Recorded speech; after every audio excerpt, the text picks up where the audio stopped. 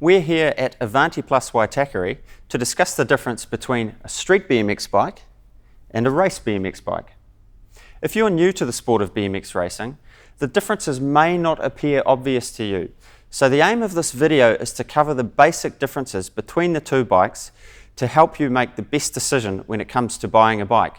So let's get into it. One of the key differences between these two bikes that isn't apparent visually is the difference in the weight between the two. The street BMX can weigh in anywhere from 13 to 17 kilograms, whereas your average race bike at a comparable size comes in anywhere between 7 and 11 kilograms. Now, where exotic materials are used, such as carbon fiber, race bikes can come in very, very light indeed. Now, the key difference in the weight comes down to the materials used in construction.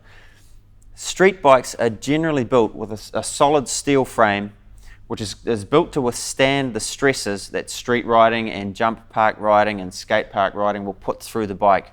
Whereas the race BMX doesn't have to deal with those types of stresses, so they can afford to be built a little lighter. And obviously, the lighter the bike, the faster it goes on the track. At least that's the theory.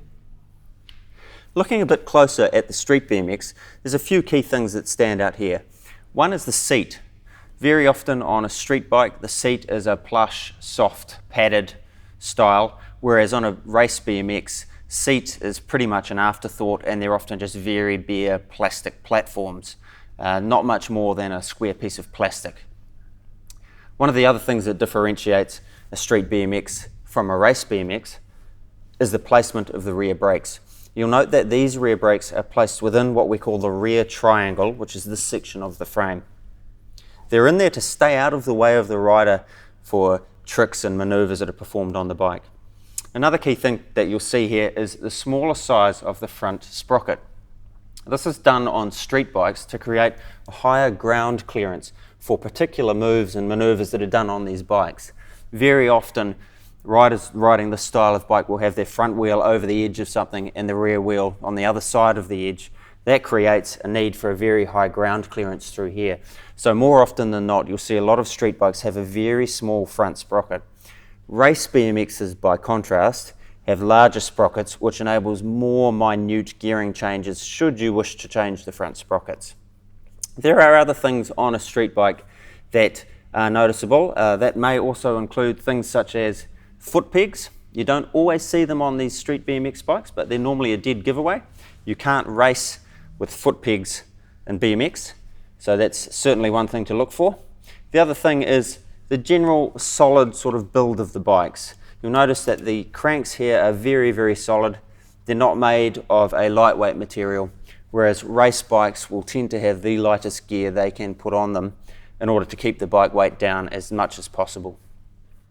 So taking a quick look at the race BMX now, you'll note that the brakes are on the outside of this rear triangle, as mentioned earlier with the street bike.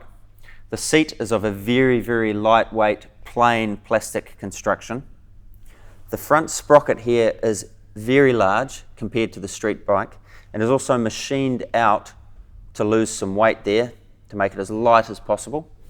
The cranks here are also a lightweight aluminium construction, and there's no front brake.